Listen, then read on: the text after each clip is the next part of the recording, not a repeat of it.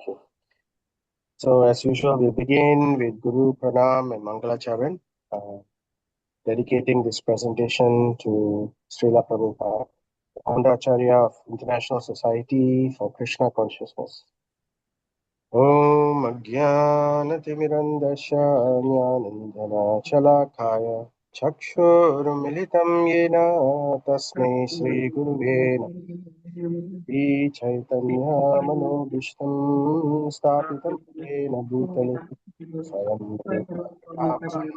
Dadati Swapadakam Vandeham Sri Guru Shri Yuta Padakamalam Sri Gurun Vaishnavamscha Sri Rupam Sakajadam Sahagana Raghunathanvitam Tam Sajivam Sadvaitam Savadutam Parijana Sahitam Krishna Chaitanya Devam Sri Radha Krishna Padan Sahagana Lalita Sri Vishakhanvitamscha He Krishna Karuna Sindhu Dinabandhu Jagatpate Gopesha Gopika Kanta Radha Kanta Namostute Jagatam Sharato Pangur Mama Mandamatir Gati Matsarvasva Padam Bojo Radha Madana Mohano Divya Kandaranyo Kalpa Drumadaha Srimat Ratna Gado Simhasanosto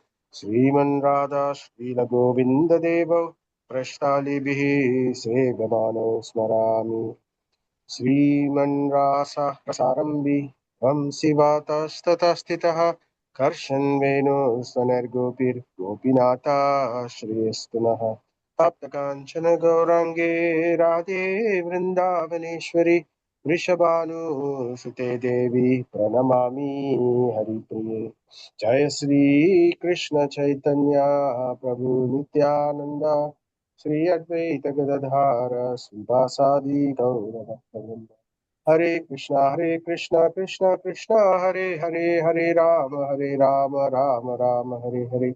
Hare Krishna, Krishna Krishna, Hare Hare, Hare Rama, Rama Rama, Hare Hare. Hare Krishna, Krishna Krishna, Hare Hare, Hare Rama, Rama Rama, Hare Hare. Nama Om Vishnu Padaya, Krishna Prasthaya Bhutale, Srimate Bhaktivedanta Swami Niti Namine. Namaste Saraswati Devi Gauravani Pracharine Nirvisesha Sunyavadi Paschatya Deshatarine Narayanam Namaskrityam Naram Chaiva Narottamam Devim Saraswatim Vyasam Tato Jayam Udiraye Dharma Projita Kaitavo Atra Paramo Nirvatsaranam Satam Vedyam Vastamatra Shivadam Tapantrayo Muranam Srimad Bhagavate Mahamuni no sorry Vedyam Vastamatra Shivadam Tapatrayon Mulanam Srimad Bhagavate Mahamuni Krite Kim Va Para Ishvaraha Sadhyor Hridhi Avarudyate Attakritibihi Sustakshanat. This beautiful Bhagavatam, compiled by the great sage Vyasadeva in his maturity, is sufficient in itself for God realization. What is the need of any other scripture? As soon as one attentively and submissively hears the message of Bhagavatam, by this culture of knowledge, the Supreme Lord is established within his heart.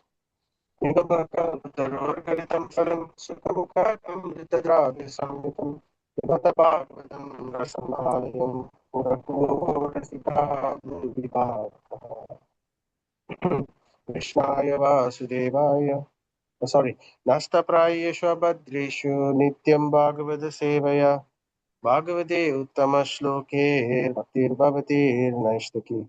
By regular attendance in classes on the Bhagavatam and by rendering of service to the pure devotee, all that is troublesome to the heart is almost completely destroyed, and loving service unto the personality of Godhead, who is praised with transcendental songs, is established as an irrevocable fact. Idam Bhagavatam Nama Puranam Brahma Samhitam Uttama Shloka Charitam Chakara Bhagavan Rishihi Nishreyasaya Lokasya Dhanyam Swasthiyayanam Maha.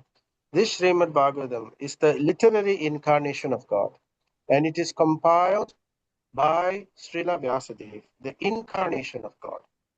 It is meant for the ultimate good of all people, and it is all successful, all blissful, and all perfect. Tvayime ananda rishaya matir madhupatiya sakrit ratim utvahat adam gange vaugam udanvatihi. O Madhupati, as the Ganga forever flows to the sea without hindrance, let my attraction or ratim be constantly drawn unto you without being diverted to anyone else. Namaho Vishnupadaya Krishnaprasthaya Bhutale Srimate Bhakti Vigna Vinashtanal Simhantinam Mukam Karoti Vachalam Pangam Langaitim Girim Yatkripa Tamaham Vande Sri Guru Dinatarinam Paramananda Madhavam Sri Chaitanyam Ishwaram Om Tat Sat.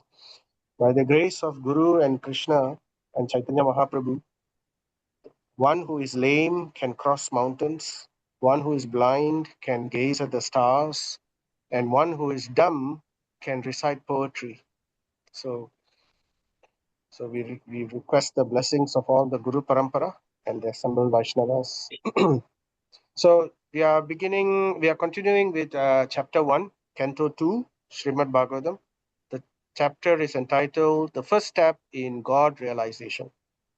So this is now the third session, but let's do a bit of recap first of what we covered previously. So as we know, Parikshit Maharaj was sitting at the banks of the Ganga with the intention of fasting until death, right? He has taken that vow because due to the cursing of the Brahmana boy, that he would die within 7 days. So we have heard all this previously in the first canto. And at that time, all the sages from all over the universe assembled to witness the unfolding of this wonderful event. Because they already knew that a very wonderful event is about to take place.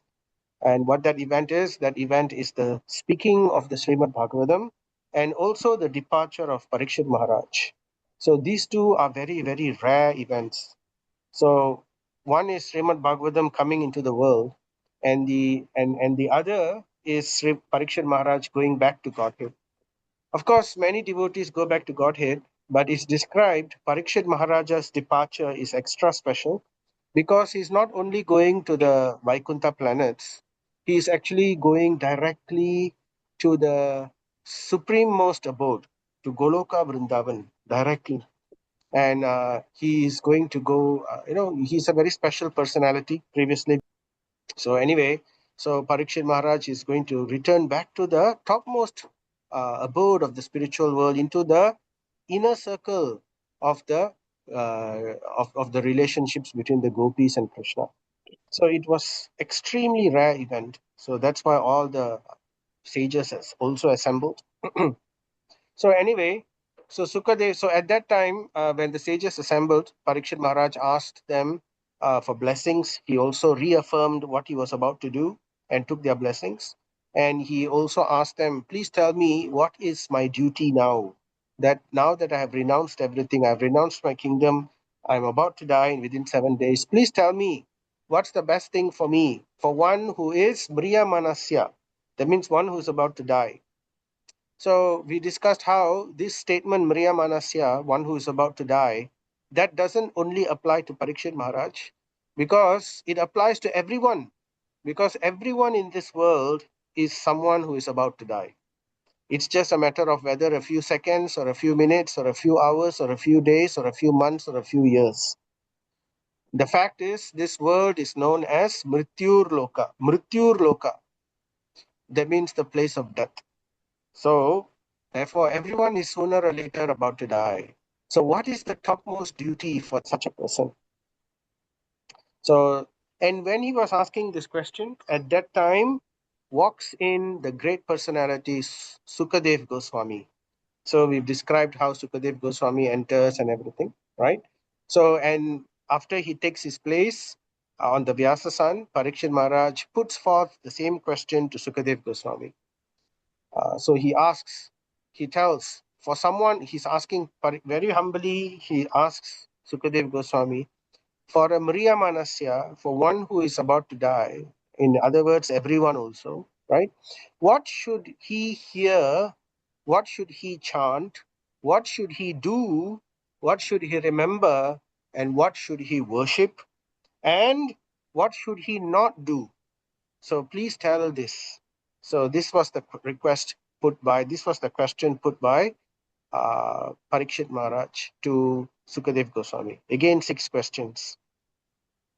So Canto 1 began with the 6 questions of the sages of Naimisharanya, and Canto 2 begins with the 6 questions of Parikshit Maharaj and Sukadev Goswami answering them. So it begins, Canto 2 began Canto 2 began with with Sukadev Goswami congratulating Parikshit Maharaj for his glorious question. So this was the verse asked by Parikshit Maharaj. Yat Shrotavyam, what should one hear? What Japyam, what should one chant? Kartavyam, what should one do? Right? Smartavyam, what should one hear? Bhajantyam, what should one worship? And Bruhi Yat Va Viparyavam, what should one should not do? So to answer this, Sukadev Goswami congratulates him. Why he congratulates him? Because he says the answer to your question is glorious, because the answer to your question is loka hitam. It is beneficial to the whole world. What to speak of the world? It's beneficial for all of creation, because all the sages from all over the universes are also assembled. So it's loka hitam. Hitam means beneficial.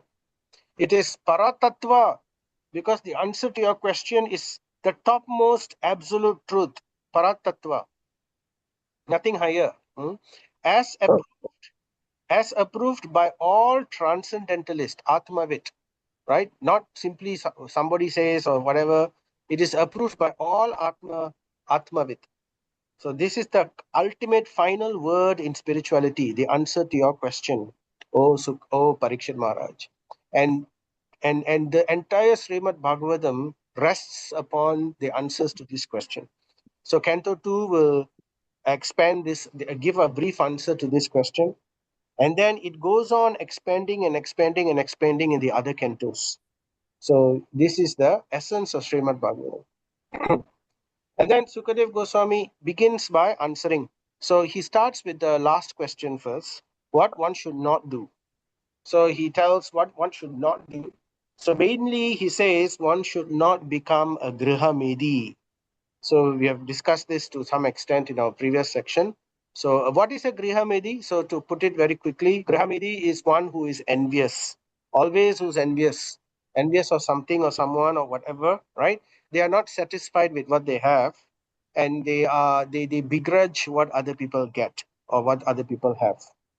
So because the word Medi, Griha means house and Medi means envy. So one who is envious, it comes from that. So it's one who is envious, and he's one who is mind and consciousness is engrossed in thousands of topics which are all mundane. So basically they are very much focused on mundane topics. Prajalpa. So what are these mundane topics? Basically, basically they are blind to Atma Tattva. Just a moment, Mataji. I'll just mute. Right. Yeah. Okay. So basically, they are blind to Atma Tattva. Atma Tattva means spiritual knowledge. Spiritual knowledge means knowledge about the soul and knowledge about the super soul, not simply merely rituals and activities, but knowledge about the soul and the super soul and the relationship between the super soul and the purpose of the soul. So that is called Atma Tattva. So they are blind to this. Blind means they are not interested. So they are busy, and they are very busy. They are not necessarily lazy. They spend the entire night in sleeping and in sexual relationships, and the entire day they spend their time in nothing but activities which is connected to arteya, artehaya. Artehaya means it is very much artha and ihaya.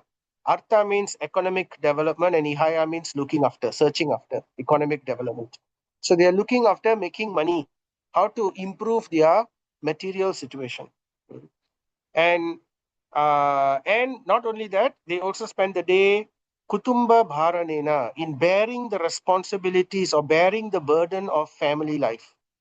So yeah, this is important. Yes, necessarily we need to do. But what is Grihamedi is his focus is mainly these things only. He's either blind or he spends very little time for Atma Tattva. So, and he is also oblivious to their own inevitable destruction. So these are the definitions of Atma Tattva. Oblivious to his own destruction means every day he sees many things happening where people are dying, plants are getting foiled, all kinds of termination is happening, expiry is happening, people are dying. But he continues to live his life as if he's going to live another 100 years. So that is the person, right? That means he's not taking steps to prepare for his next life. So that is what is called, right? This is the definition. So so this is what one should not be, right? Sukadev Goswami is saying. So then he continues to answer the other statements. What must one do to become Ichchata Abrayam? So one must become Ichchata Abrayam. Ichchata Abrayam means desire. Ichcha means desire to be abhayam. Abhayam means fearless. One who wants to be fearless. If we want to become fearless in our life, what should one do? So then he continues by saying, Tasmat Bharata Sarvatma Bhagavan Ishvaro Hari Srotavyam Kirtitavyascha Smartavyascha Ichchatavyam. So Ichchatavyam, one who desires to be fearless, what he must do? Therefore, Tasmat Bharata, O Bharata, he must Shrutavya.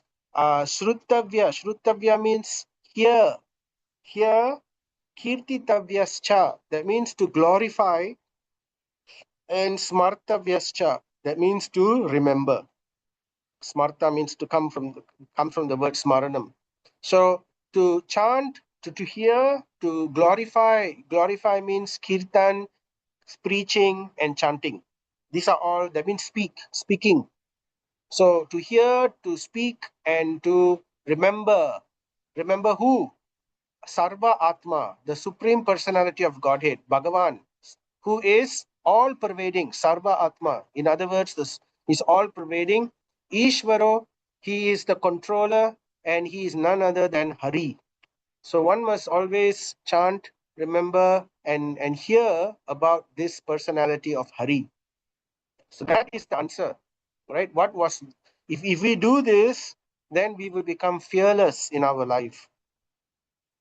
And then he continues the next one also. So etavyam sankhya yogabhyam swadharma parit. So this verse, he's saying this process that I've given you, that I've just mentioned, this hearing, remembering, and chanting about Hari, it is the janma labha parapumsham. It is the ultimate benediction. It is the ultimate purpose of janma, of human life. It is the ultimate thing that human life can give us, right? What is that? The ultimate thing that human life can give us is ante narayana smriti. That means at the end of life, one will be able to remember Narayana. Because one is able to remember Narayana at the end of life, he becomes fearless at the time of death.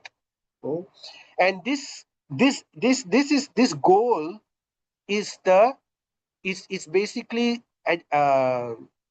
searched after and appreciated and sought after even by the Sankhya's, the yogis, as well as the devotees. So everyone is satisfied by this.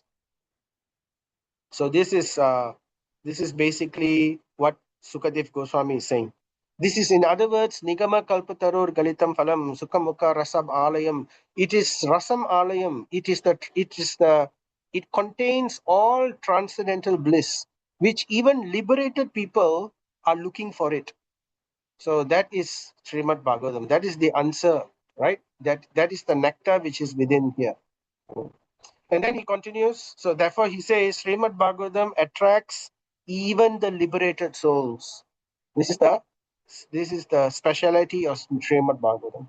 And this is what one should be doing, all for all who is about to die and for everyone in this world. So he says, this Srimad Bhagavatam, which I'm about to tell you now, which I'm about to speak, I have heard from my father.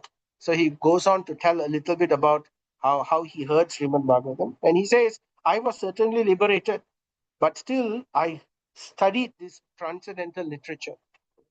And why? Because he says it's Paramam Brahma Samitam. It is the ultimate Brahma Samitam. It is the ultimate essence of all spirituality, the essence of the spiritual truth. It is Maha Paurushikaha. So that means it is relished by those who are sincere devotees of Lord Krishna. So that is the speciality of Srimad Bhagavatam. It is Shan Mukunde Mate Sati. What it does by hearing Srimad Bhagavatam and by relishing Srimad Bhagavatam, what it does for us, it increases our faith. Mate Sati. It steadies our faith to Mukunda. And as a result, our hearing and chanting and remembering becomes stronger. So that is the answer. So we covered all this previously. So therefore, we ended with this part. Srimad Bhagavatam leads to Harir Nama Kirtam. So by strengthening our faith in this way and continuous hearing, chanting, and remembering, it will lead towards Harir Nama Kirtanam. Harir Nama, Harir Nama, Harir Nama, Harir Nama, Eva Kevalam, Kalanasti, Kalanasti. So we know that verse, right? So it leads towards Harinam Sankirtan and towards constantly Kirtaniya Sadahari, constantly chanting the holy names of the Lord. So this is the ultimate process. So in other words, hearing Srimad Bhagavatam, studying Srimad Bhagavatam with our and worshipping Srimad Bhagavatam with our intelligence and with our hearing capacity, we are actually coming closer and closer towards Kirtaniya Sadahari so that we can chant constantly. So it creates the taste in our chanting by relishing Srimad Bhagavatam. So that is the symptom, right? So anyway, so that's the verse which is covered. So now we will move on to our part 3. So part 3 is continuing with verse 12. Chapter 1 of Canto 2, verse 12. So Sukadev Goswami is not done yet. He's still continuing. So he says, right, he's still continuing to answer. So he says, what is the value? What is the value of a prolonged life which is wasted, inexperienced by years in this world? So he's encouraging Parikshit Maharaj. Parikshit Maharaj is cursed to die within 7 days. So he's saying, don't worry, 7 days, 7 minutes, 7 seconds, 7 muhurtam, it doesn't matter, right? What is the value if you lived for 7,000 years or even 7 million years? What is the value for a prolonged life which is wasted, inexperienced by years in this world? So like that, Prabhupada gives, he explains in many times, here I'm putting a picture. This picture is the picture of the oldest tree in the world. Apparently, some people are saying. So based on carbon dating test, this tree is about almost 5,000 years old, but it died in 2013. So I'm just showing the picture of a 5,000-year-old tree. So almost as old as you know, during when Lord Krishna left the world that time. So it's a pine tree, apparently, a bristlecone pine. It's in US, but it died anyway. So here's another tree. This tree is still alive. This tree is 4,000 year plus, apparently. It's a cypress tree somewhere in Iran. So anyway, Prabhupada is saying, trees live very long. They live longer than human beings. Some trees live for hundreds of years. Some trees live for thousands of years, right? So what is the point of living a life like a tree? So a tree lives a very long life, but it doesn't really get any spiritual benefit. So a life of a tree is basically it's like a punishment. Like we know the Damodar Lila, how Nalakuvera and Manigriva were cursed to become trees, and they lived for so many thousands of years. But it was simply nothing. They benefited until Krishna came in that courtyard, right? And Krishna pulled his the grinding mortar, and he broke the trees. And from there, the trees were the souls of the trees were able to witness Krishna's pastimes. Until that time, only they became benefited, right? So Prabhupada, he's giving the example.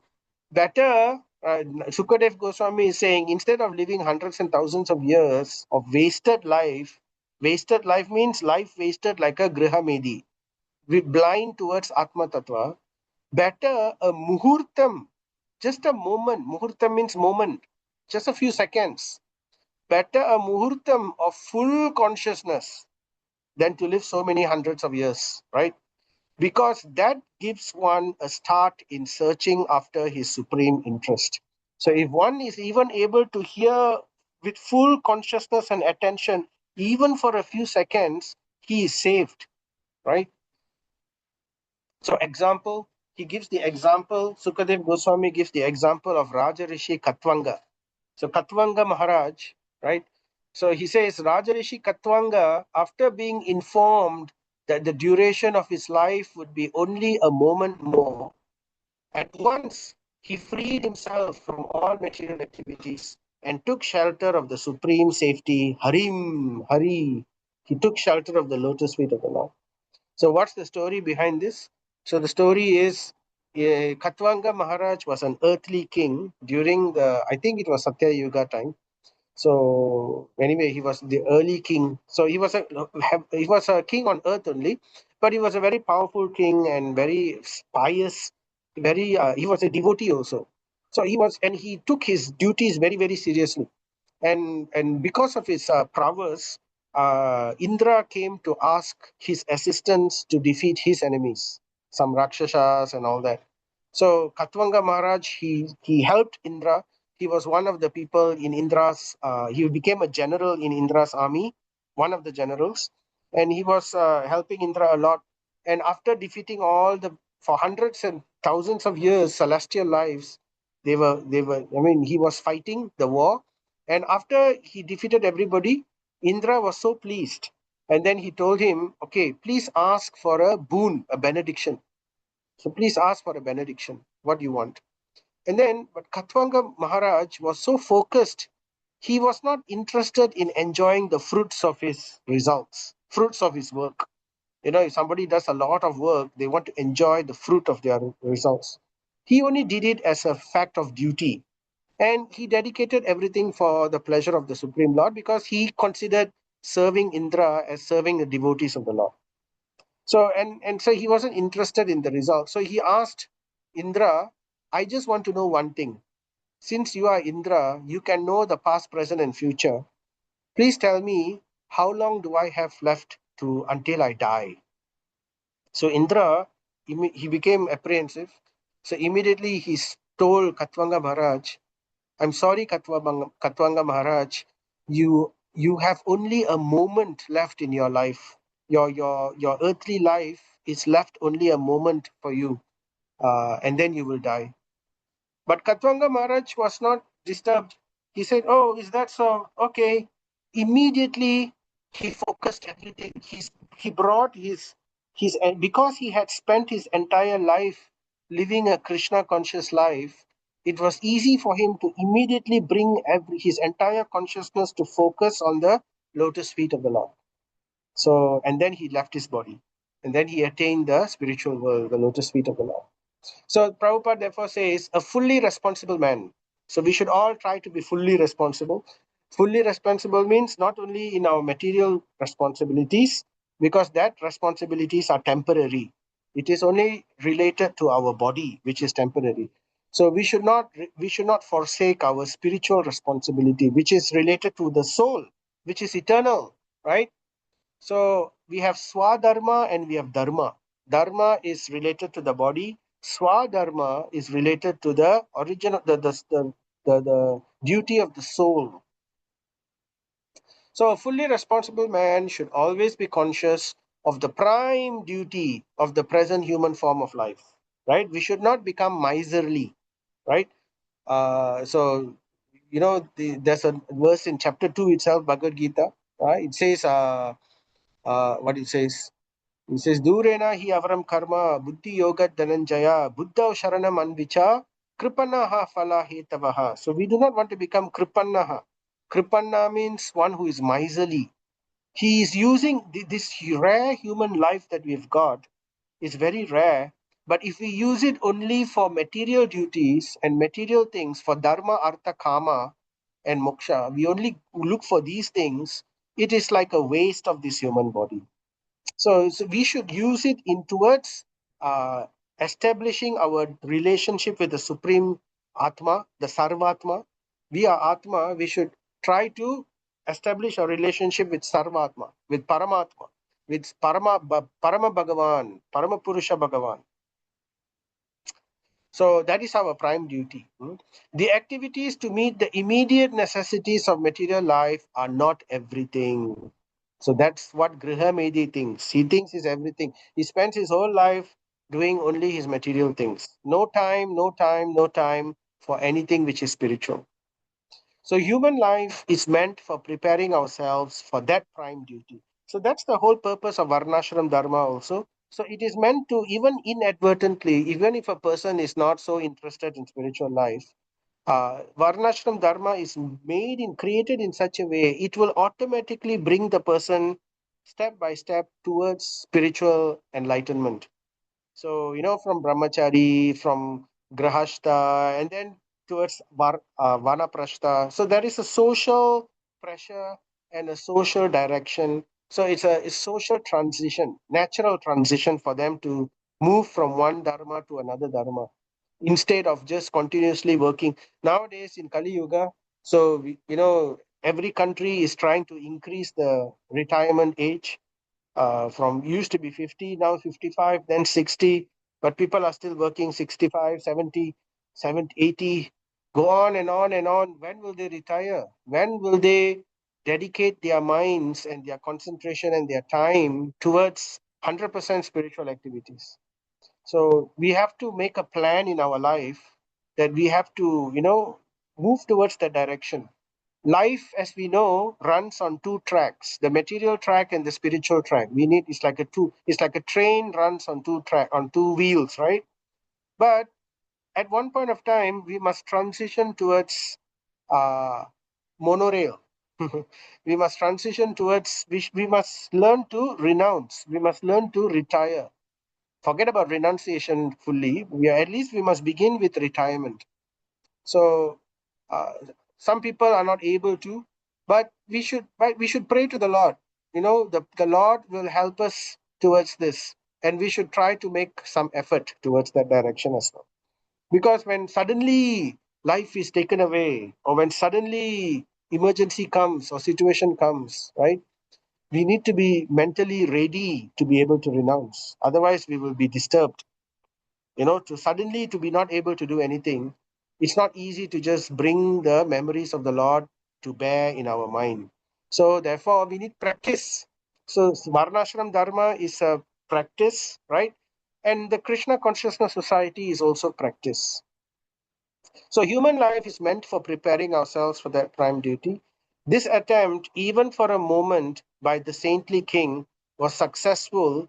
Why he was successful? Why Katwanga Maharaj was successful? Because he was always alert to his prime duty. He was never negligent. He had spent his life preparing, just like how in our life we have insurance, right?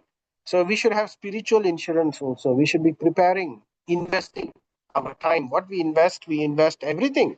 We invest our money, we invest our time, we invest our properties, we invest our family, all towards the satisfying the Supreme Personality of Godhead.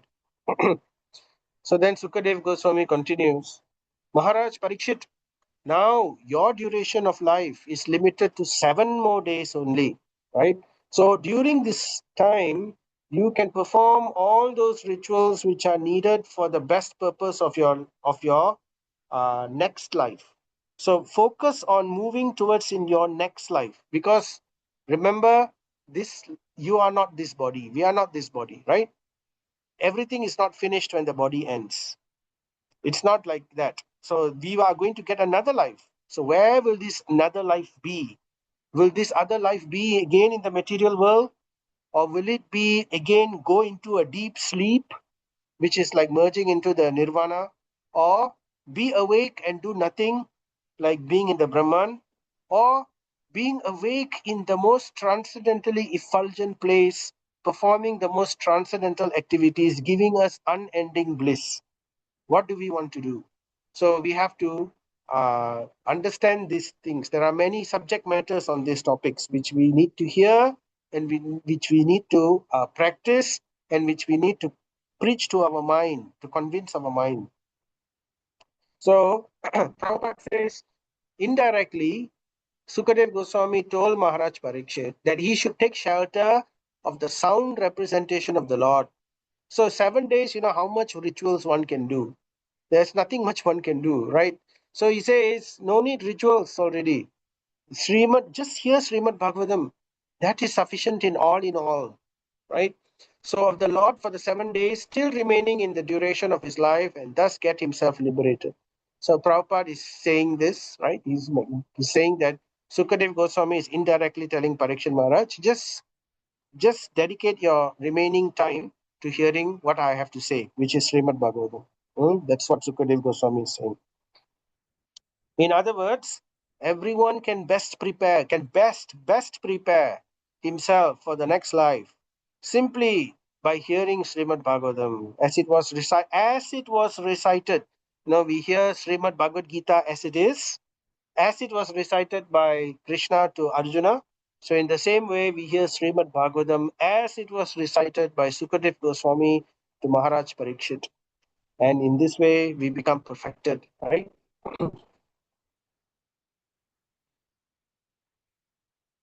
So Sukadev Goswami continues, at the last stage of one's life, Antakale. Antakale means at the tail end of one's life. One should be bold enough. Remember, fearlessness. We need to cultivate spiritual life so that we can become fearless in the face of death. One should be bold enough not to be afraid of death. And Prabhupada showed this. He was fearless. He lived up to his name, Abhaya Charanara Swami Bhaktivedanta Swami. So he was given the name Abhay Charan when he was born, and he continued with the sannyas name of Abhaya Charanara Vinda. Abhaya Charan, he was fearless, but the sannyas name told everybody why he was fearless. Abhaya Charanara Vinda, because he had taken shelter of the lotus feet of the Supreme Lord. So Prabhupada showed this by his example. Till the last minute of his life, he was chanting, and he was he was reciting Bhagavatam. He was translating to Bhagavatam only, right? What a personality. Where is there such a personality, right? Towards the last moment of his life, he showed practically by example. People looked at him, his disciples were looking at him, and then they were like sad, and they were saying, oh, you're, and then Prabhupada was saying, don't think this will not happen to you. Whatever I'm going through now, don't think this will not happen to you. So he's giving advice even at the time of his death. Says this will also come to you. And so please be in that mind. So being disciples of Srila Prabhupada and grand disciples of Srila Prabhupada, so we are perfectly situated in the right movement under the right acharyas, right? For us to also practice this. So let's have faith. Simply by following the process as given by Srila Prabhupada, we can also do this. And indeed, there are many examples. There are so many devotees in ISKCON, Prabhupada's disciples and also grand disciples, who have left the world fearlessly and chanting the names of Hari. And some even chanted Prabhupada's name, right? When they were very scared, when they were very afraid. There was once one disciple of Srila Prabhupada who was serving Prabhupada a lot, and then after Prabhupada left the movement, after Prabhupada left the world, uh, he left the movement. He was, he had some challenges and everything, and then he pretty much left everything. But he used to do so much of service during Prabhupada's time. For many years, he gave his life, and Prabhupada promised, all his devotees that I will, I'm so indebted to you. I will bring you back with me. So anyway, this person, he left everything, and he was practically, behaving like a Grahamedi only after that. But this was in France, and then some devotees told this story, because finally, towards his dying time, he was in a hospital in France, and at that time, some devotees came to visit him, but they left. And then it seems that the nurses were saying that at the time of his death, he was like very afraid. He was like afraid. He says, "Oh," he was gripping the things, everything, because he was living a very sinful life. And but suddenly his eyes became wide, and he started, and tears were coming in his eyes, and he just said one thing. He said, "Prabhupada, you have come." And then he left his body. So these nurses later, they told some of the devotees who came over there, that this is what happened. So it's amazing. So and that is somebody who had given up everything and went off. So can you imagine if we continuously faithfully hold on to Prabhupada's teachings and Chaitanya Mahaprabhu's teachings? How else? Where? Definitely, we are guaranteed salvation. So that is the faith we need to have to continue and hold on to this process, right? In this one lifetime, we don't want to take another life. In this one lifetime, let us finish it. So Sukadev Goswami is saying, at the last stage of one's life, one should be bold enough not to be afraid of death, right? But one must cut off all attachment. So not one should be unafraid, and at the same time, we must cut off all our material attachments, right? Otherwise, there is a risk that we may come back to this material world. So that's why Krishna says in Bhagavad Gita, we need to cut this tree of material life with the sword of knowledge and detachment. This sword is made. This is called the sword of detachment. How does the sword of detachment come about? Because it is fired by the flames of knowledge. When you want to make a sword, you need to take the metal and you need to put it into the fire. You need to temper it so that the sword won't break. So when we take the sword and we want to cut the tree, if our understanding of, if we don't follow this Srimad Bhagavatam process of chanting and hearing, of hearing and chanting, right, and remembering, then it the sword is not very strong. The detachment is not very strong. When we want to cut the tree, the sword will break. So therefore, we need to temper that sword in the fire of Srimad Bhagavatam.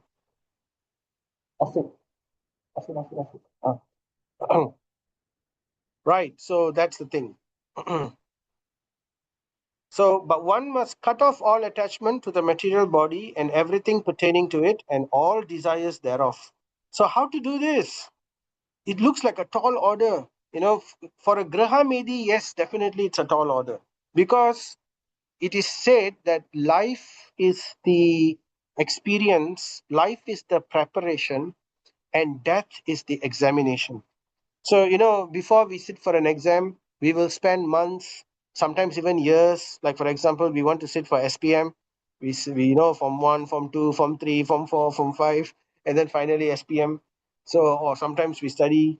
So, it takes months and years of preparation before just a moment. Just the exam sometimes is just a few hours. And that is the final exam, which is just a few moments. So, therefore, how they can develop this consciousness of detachment? So, it's not possible for a Grihamedi because he did not spend his life in preparation. So, it took.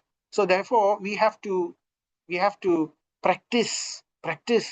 So, Prabhupada says, practice. Death is nothing but sleeping for a few months in order to develop another term of body engagement. So when someone dies, it's just a few months of stasis before he gets into another body. So where he gets the other body can, it can be in this material world, in a human body, in an animal body, in a plant body, or it could be in a hellish planet, or it could be in a heavenly planet, or it could be in the spiritual world. So therefore, and in the material world, it's described that, in the Garuda Purana, it's described how the soul's journey, when one dies, immediately for 11 days, the soul is hanging about. For some people, it will, for those who are not spiritually conscious, it will be, it'll hang about longer, for what, 30 days. But for those who are a bit more spiritually elevated, for 11 days, it hangs about the body, witnessing everything that's happening. So that's why the purificatory processes, the Antyeshti ceremonies are done in order to speeden the journey of the soul.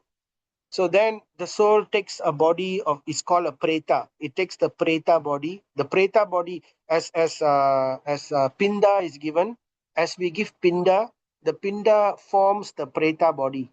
It's a subtle body, and the mind, intelligence, and ego, with the soul, enters into the preta body, and it continues its journey either to Yamaraja's abode. So this journey is said to describe, it takes about a year for a human being, for a human being who dies. So when he takes this journey for about a year, that's why Pinda is done every month like that. And then after he reaches Yamaraja's abode, then Yamaraj will make his decision. Okay, for all the pious things you have done and for all the sinful things you have done, you have your heavenly body and you have your hellish body. Which one you want to do? So like that. Or, not everybody may go to hell or heaven. Some may come back to earth. So like that. So death is nothing but a sleeping for a few months in order to develop another term of bodily engagement, which we are awarded by the law of nature according to our aspiration. So what body we will get? We will get the type of body which we will remember at the time of death, right? Bhagavad Gita, chapter 8, Krishna says, right? Antakalecha mam smaram, antakalecha mam eva smaran muktva kalevaram. It says, at the time of death, whatever you remember at the time of death, that you will attain without fail. So what are we going to remember at the time of death, right? So lifetime of preparation, death is the examination. So which we are awarded by the law of nature according to our aspiration. So according to our desire and according to our karma, right, we will get our life. So it's we don't want to be caged. Death is nothing but sleeping for a few moments in order to develop another bodily engagement. So we don't want to be in another material body. We don't want to be caged in another material body. So we want to be free. We want the key. Therefore, Prabhupada says one has only to change the aspiration. Because over here it says that whatever one desires, they will attain. And so what we need to do? We need to change that desire. We need to ensure that the change of desire is genuine, sincere, and strong. Then what we will remember at the time of death will be that desire. So Prabhupada says one has only to change the aspiration during the course of this present body. So we have to use this present life as our opportunity. And for this, there is need for training. Prabhupada says, you can't just simply I will live whatever I want, and then at the end of my life, I will do this. So it doesn't work that way, right? So Prabhupada says it needs training in the current duration of human life. So there's nothing such as too late, right? Oh, I have, Bhakti Vinod Thakur, he's singing in his bhajans, I have uselessly wasted my life serving wicked and miserly men. He sings in his song, right? Vajahure Mana, not Bhakti Vinod Thakur, sorry, Govinda Das. Govinda Das, he sings that song. I have uselessly wasted my life. Bhakti Vinod Thakur also sings like that in other songs, right? All the Vaishnava acharyas sing like that. So they're very humble. They take a very humble role. So it's never too late, right? It's never too late because even neha vikrama nasusti pratyavayo na vidyate swa alpam apyasya swa alpam. Even a little step that we take towards Krishna will save us from the greatest fear. Neha swalpam apyasa dharmasya trayate mahato bhayat. It will save us. So never too late, right? And even like Katwanga Maharaj, within a moment one can still achieve if one, and like Parikshit Maharaj, within 7 days he could achieve the supreme perfection. We have everything, right? We have Prabhupada, we have Srimad Bhagavatam, we have Bhagavad Gita, we have so many wonderful devotees, we have our gurus, right? So every advantage is available. We simply have to make time and effort for it. So it's possible. So desire is the concomitant factor of the living entity. So that's why Krishna says in Bhagavad Gita, we have to use our mind to help us. The mind can be our greatest friend, it can be our greatest enemy. So we must change our mind to become our friend so that it can help us in our aspiration to get us what we want, right? So mind is the key. Mind is the key because inside our mind only all memories, experience, impressions are stored. So if we want to remember Krishna at the time of death, we must fill our mind with Krishna. That's why Krishna says, Man mana bhava mat bhakto mat yaji mam namaskuru. Man mana, mana means mind. Always remember me. Think of me, right?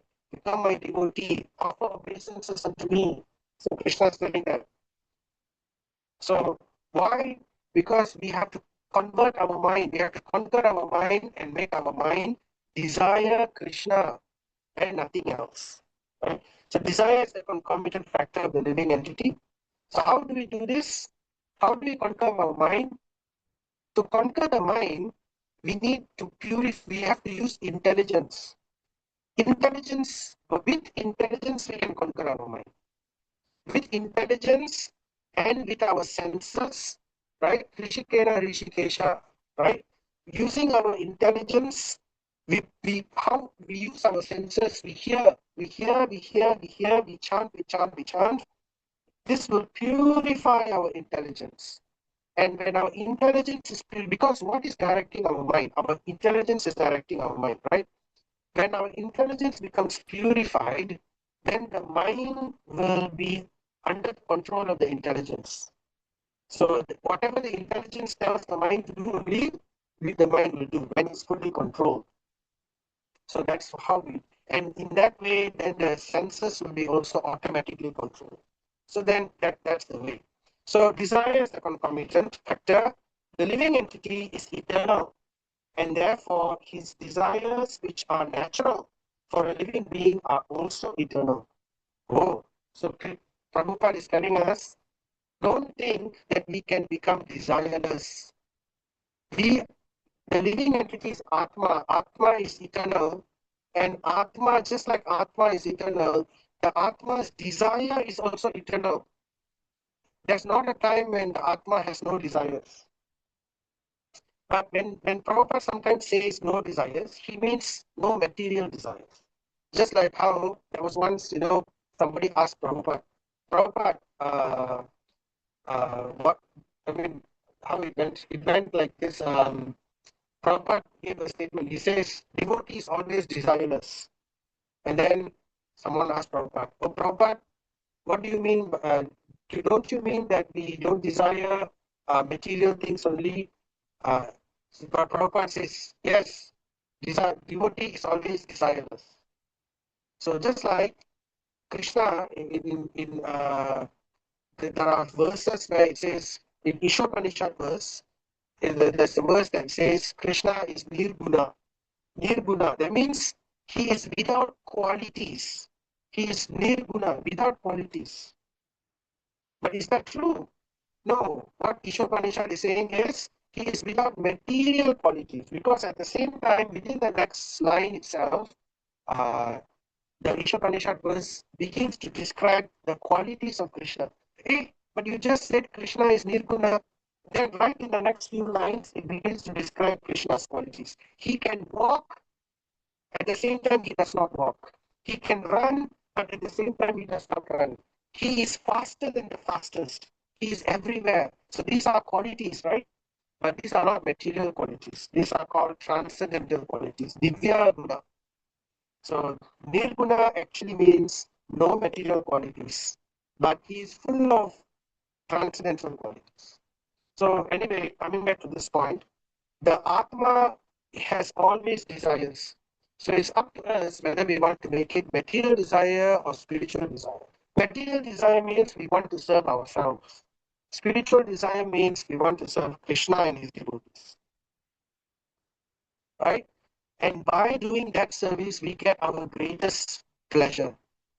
So one cannot therefore stop desiring, but the subject matter for desires can be changed. So that is the role of our intelligence, to brainwash, to wash our mind, to wash our brains, to remove all the dirty things and to put all the clean things.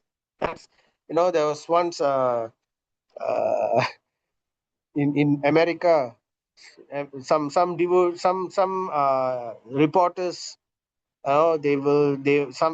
some parents in America, they were not happy that their children became devotees. So they went around complaining, they made reports. They even had an interviews. They even had a television session where they had a few panelists, a forum where people were saying, they are all brainwashed. These people, the Hare Krishnas, they are brainwashed. They constantly chant Hare Krishna, they eat Hare Krishna prasadam, and everything is Krishna, Krishna, Krishna. This is a kind of a brainwashing system. And then when Prabhupada heard about this, when devotees were telling, they are calling us brainwashed people, then Prabhupada was saying, what's wrong with brainwashing? Your brains are dirty, so I'm washing the brain. So what's wrong with brainwashing? You want dirty brains? So everybody laughed. So anyway, so that's the idea. True, this is brainwashing in the right way. So one must develop the desire for returning home. Returning home means returning to Krishna. So wherever Krishna is, there is home. So Krishna is in the spiritual world only? No, Krishna is everywhere. Just like how Prahlad Maharaj saw Krishna everywhere. So even though he was living in a family of demons, even though he was being tortured by the Hiranyakashipu, his father, he was totally happy. He was not disturbed because he saw Krishna everywhere. So that is the vision of a devotee. A devotee sees equally an elephant, a cow, a dog eater, a brahmana. He sees divinity in everywhere, right? And Prahlad Maharaj saw divinity in every atom, right? This is the transcendental vision that when one develops this divya jnana, divya chakshus, this kind of vision, then he's happy, he's peaceful, and he's happy, right? Shantim Richati. He attains peace. And not only he attains peace, he attains transcendental pleasure. Anandam Buddhim Vardhanam. Pratipadam Purnam Ratasmadhanam. Continuously, Ananda is increasing more and more because not only he knows, he is now engaged in Krishna consciousness, even in this material world. He experiences transcendental pleasure, even in the material world, when he becomes fully Krishna conscious. So this is what it means by returning home, back to Godhead. Going back to Godhead means going back to Krishna. Where Krishna is in the mind, Krishna is everywhere. So we leave it to Krishna. We don't dictate to Krishna, please bring us only to this address in the Goloka Vrindavan area, in the spiritual world. I don't want any other address. We don't dictate, right? So prema and swabhava is for Krishna to grant. So Prabhupada, Bhakti Siddhanta Saraswati Prabhupada says, don't try to see Krishna, don't dictate to Krishna, act in such a way that Krishna wants to look at you, right? So we want to develop the desire for returning home. This is the idea of surrender. So one must develop desire for returning home, and automatically the desires for material gain, material honor, material popularity will diminish. So this is the secret. This is the secret of spiritual life in the bhakti path, right? In the bhakti path, Because our desires are eternal, we don't artificially try to suppress our desires. Instead, we transform our desires. We like to eat, so eat Krishna Prasadam. We like to work, so work for Krishna. We like money, so collect money for Krishna. You like to decorate, so decorate Krishna, right? We like to anything also. We like to talk about Krishna. We like to travel to the holy places looking for Krishna or serve the devotees in the different places, right? So everything, every activity can be, Prabhupada uses the word dovetailed. That means to be dovetailed towards Krishna consciousness, right? Books are the basis, purity is the force, utility is the principle. We don't reject anything. Everything and everything can be used for Krishna consciousness, in serving the Lord. Even so, anyway, so this is the way. So when we develop a higher taste, to spiritual, when we develop Krishna consciousness taste, then you know this Krishna consciousness taste will kick out our material taste. But in order for it to be kicked out, it's kicking out. Our spirituality is kicking out. But we must not hold on to it, right? It's being kicked out, but we must not hold on to it. We must let go. So therefore, detachment must also come. We must be detached. So when the kicking out of material things is happening, we must also suitably develop detachment to let it go when it is being kicked out. Just like how Parikshit Maharaj, death came 7 days, right? Oh, okay. The spirituality is kicking it out. So he also let go his kingdom, let go all opulence and everything. So that is what we have to do. So, and that's the secret, right? Automatically, the desires for material gain, material honor, material popularity will diminish. So, if, this is one of the ways we can understand how our spirituality is advancing. The more we take up spiritual life, the more we take up Krishna consciousness, little by little, we will lose taste. We will start losing taste for material things, for material pleasures. We will start losing it, little by little. At the same time, we must also take effort. So it's a combination of taking effort, and when Krishna sees us taking the effort within our heart, Krishna will also redouble the effort to increase our spiritual realizations, right? So here's a picture of Radha Krishna swinging on a swing.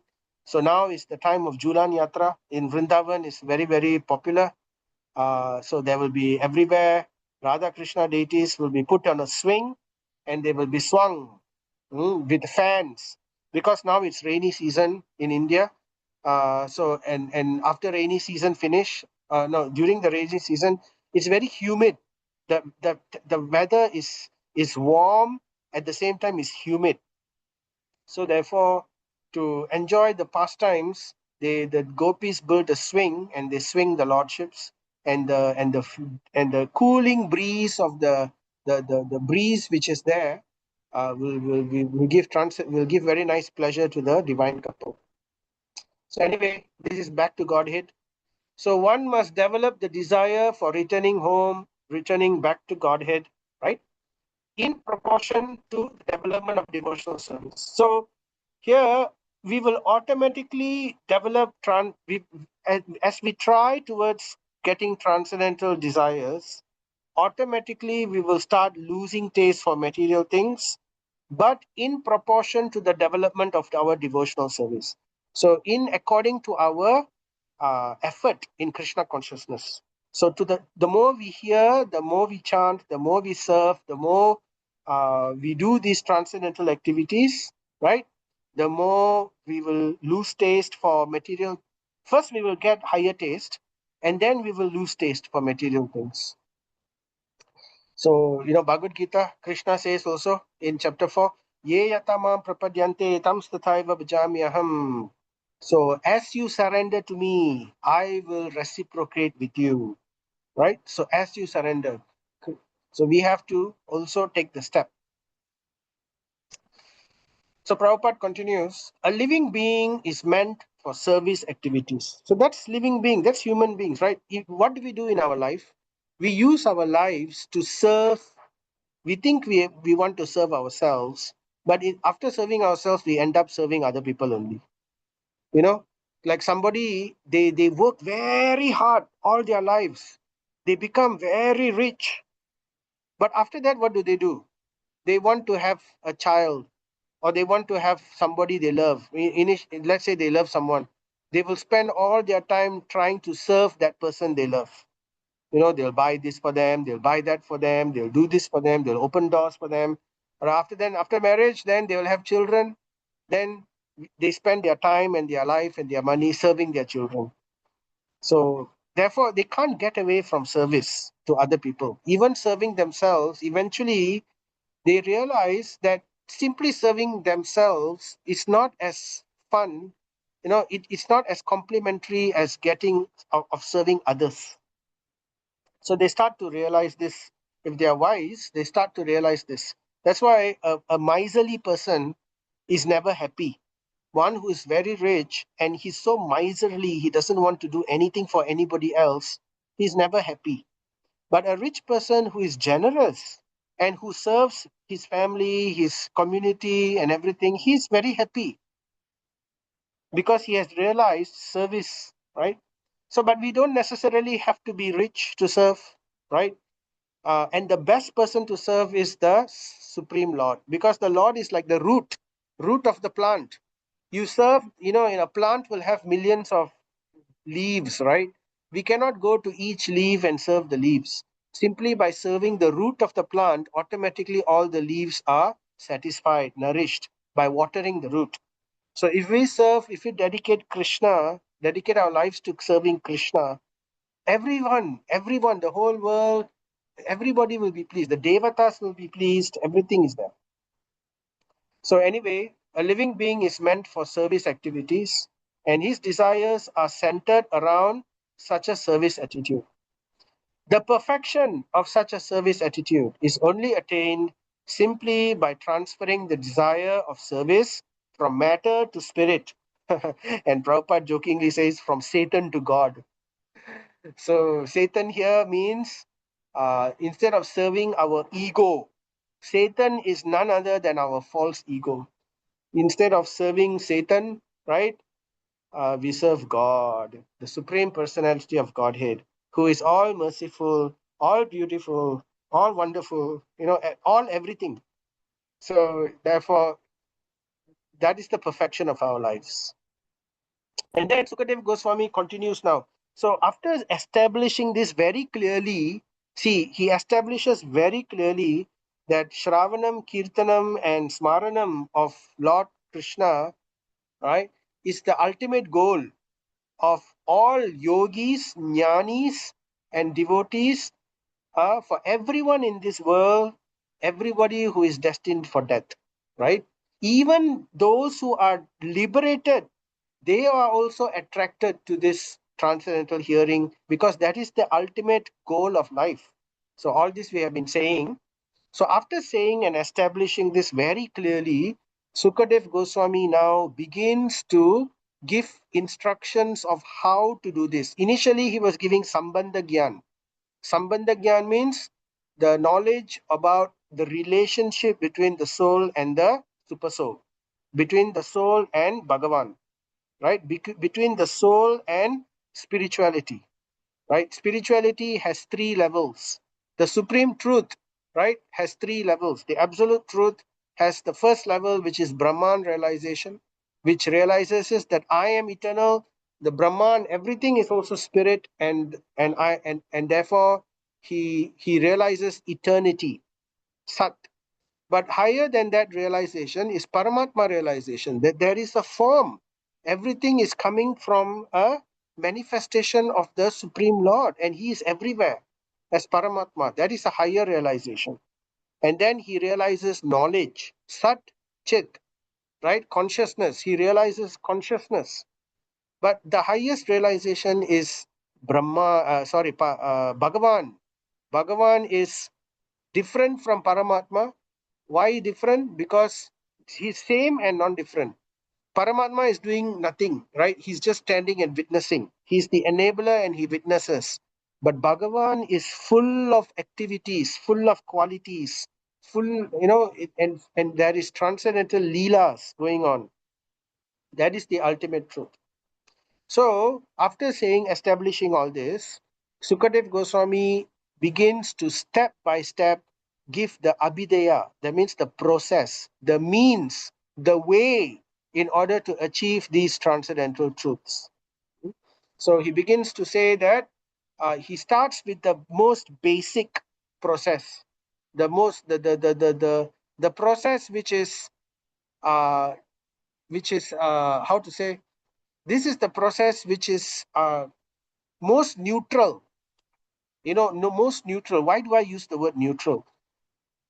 Why do I use the word neutral? The word neutral is used because Krishna created this material world for the wayward souls, the souls who have rebelled. So the souls who have rebelled, they've come to this material world. They said, Krishna, I, I want to enjoy independently. I want to forget you, because if I remember you, how can I enjoy independently? If I know that you created everything, you are the boss, you are everything, how can I enjoy independently? So, of course, the soul didn't say it like that to Krishna, but subconsciously, this is what the jiva desired. So, Krishna made the jiva forget Krishna, and because he wants to facilitate what the jiva wants, he made the jiva forget Krishna, forget him, right? And he also wants to keep his promise to the jiva that I won't interfere, right? I will give you your free will. You are free to do what we want. I won't interfere. So, because I won't, but at the same time, I still want to help you. So, how can I help you without interfering? Because if I directly interfere and talk about myself and show you everything, my glories and everything in such a way which is difficult for you to deny, right? Then I am breaking my promise. I am interfering already, right? So that's why in Krishna Lila, Krishna always behaves in such a way that, he always leaves a loophole for the atheist people. The atheists will always have a loophole. Krishna, when he left, after doing amazing, wonderful activities in Krishna Lila, right? Lifting the Govardhan hill, killing so many demons, doing so many amazing things. What did Krishna do in the end? He created a Leela in which he left the body, he left a material body, and then he made it in such a way that everything was destroyed. So this was done just to bewilder the atheist, to create a loophole for the atheist. Because otherwise, when Kali Yuga comes, there is so much of evidence. Dwaraka is there, Krishna is there. I know there is no chance for atheism to take place, no chance for neutrality. So, therefore, to create that neutrality, Krishna behaves in this way so that if you want to become atheist, I will give you every reason for you to argue again towards atheism. So therefore, atheists will say, oh, Krishna is just a normal man. He's an ordinary person. After all, he left a body only. And then, he did like this, he did like that. So therefore, Krishna gives a loophole. So this is Krishna. So he doesn't want to interfere. But now he's saying, but even if he doesn't want to interfere, he still wants to help. So he creates a path. He creates a path for the living entities in which he doesn't talk about himself at all. He doesn't involve himself at all. He makes it look like the jiva by themselves can come out of material life. The jivas by their own endeavor, they can go towards the spiritual life. He makes it look like that. So that is the path of the jnana yogis, the jnana path, the path of jnana. There are two paths, right? I mentioned. So we remember previously I mentioned many times that those who want to get out of this cycle of birth and death, there are two paths, the jnana path and the bhakti path. In the jnana path, there's karma yoga, jnana yoga, dhyana yoga, which is meditation, right? So here in the jnana path, this is meant as the neutral path. Neutral means people who don't want to have anything to do with a personal God. They don't want to have anything to do with God. You know, some of them, they are envious of God. You know, if you tell them you must bow down to Krishna, say, why should I bow down to anybody? uh, uh, Krishna made me go through this. Krishna put me, I don't want to bow down. I will come out of this material existence by my own endeavor.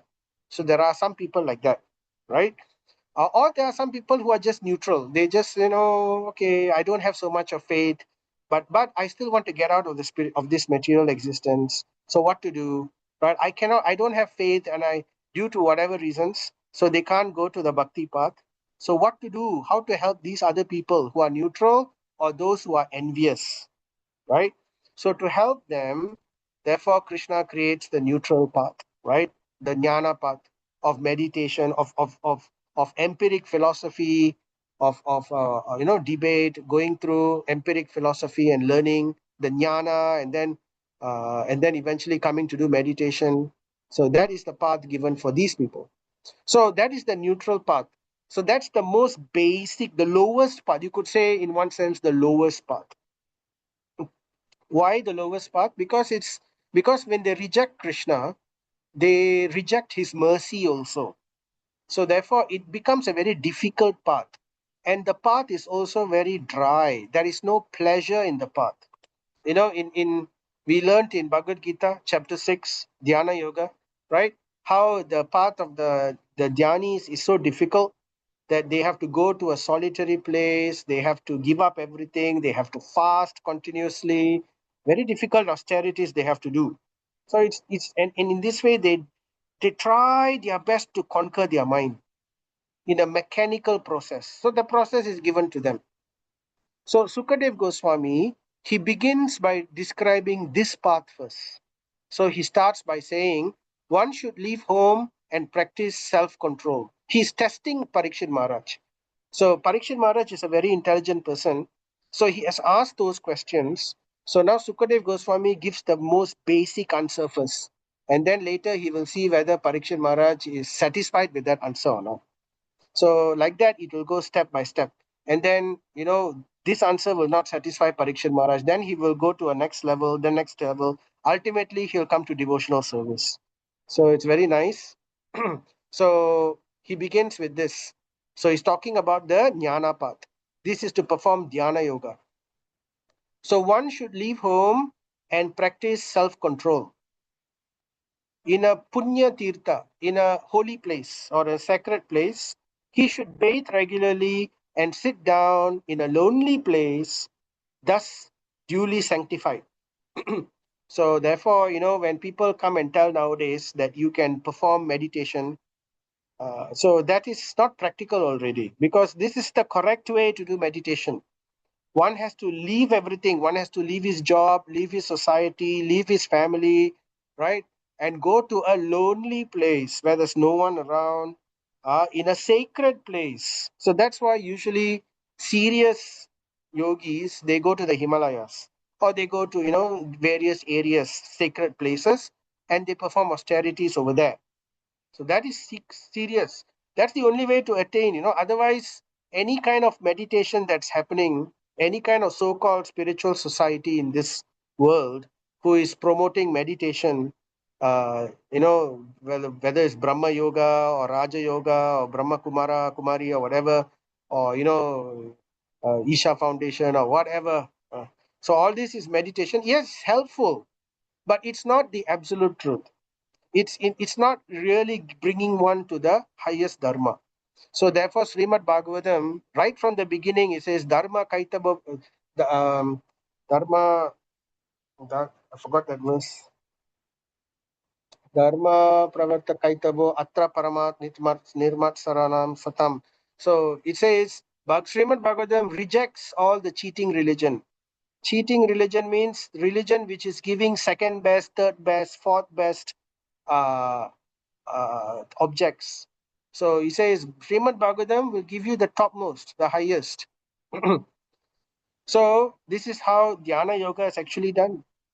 So Prabhupada is saying, in order to be saved from the danger of spoiling the human form of life and being attached to unreal things, One must take warning of death at the age of 50, if not earlier. So one should have a plan to be more serious in one's spiritual life. People are busy with their livelihood and maintenance and everything. But Prabhupada says here, at the age of 50, if not earlier, right? Pancha Smare, there's a verse, and I can't remember the verse, but it says, from the age of 50, one should seriously begin considering spiritual life. One should little by little give up material duties and material attachments and focus into spirituality. So I mentioned these two paths, right? So now Prabhupada continues, says, the holy places all over the world are meant for the residential purposes of retired persons getting ready for a better next life. So this is what Vanaprastha is all about, right?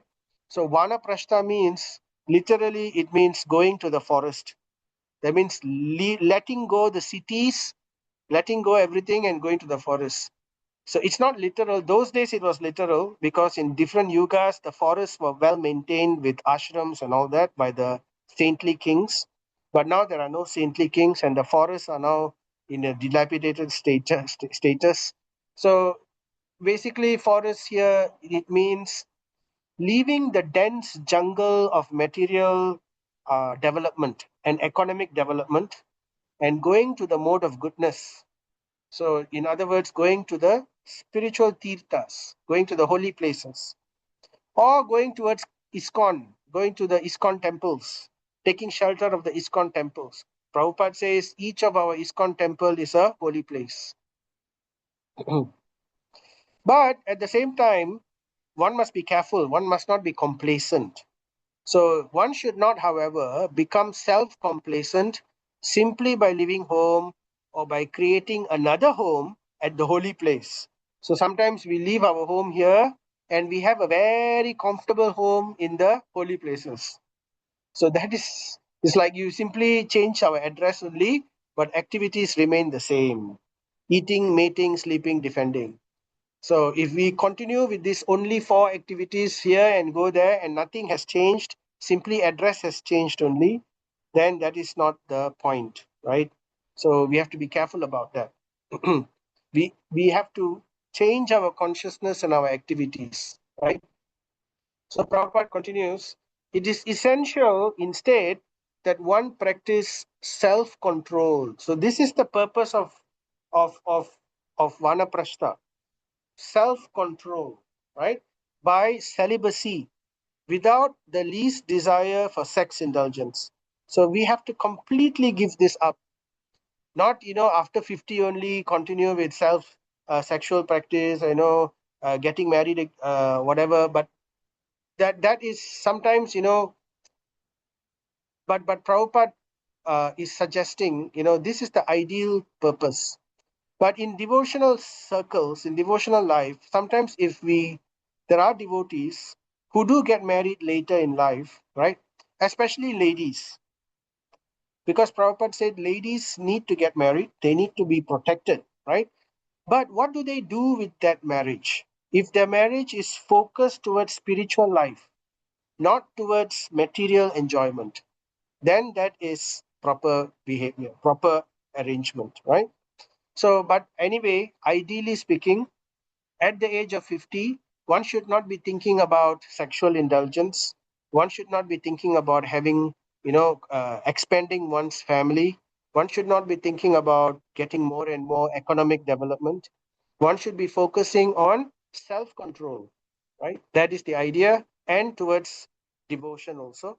But for now, Sukadev Goswami is talking about uh, the jnana path, so we will speak on that. So Prabhupada says, for a man desiring to improve the condition of his existence, sex indulgence is considered suicidal or even worse, right? So we have to focus on this. So even so, Vanaprastha doesn't mean that one leaves the family necessarily. It doesn't mean that one leaves the wife or one leaves the husband. The husband and wife can remain together, right? Prabhupada mentions this many times. They can remain together and they can focus on Krishna consciousness, focus on helping each other towards Krishna consciousness.